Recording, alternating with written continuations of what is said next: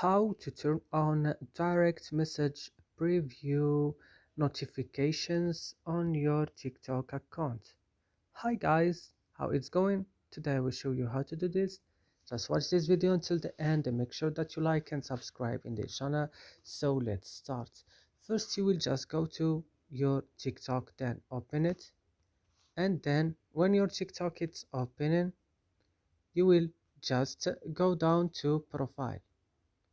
Open your profile, then click on this three line, then go to settings and privacy, and then go to notifications, and you will find here message, direct message preview. You have to turn on this by clicking here on this place and make it look like this on blue color. And that's it. I hope this video is useful for you. Do not forget to like and subscribe in our channel. See you next video.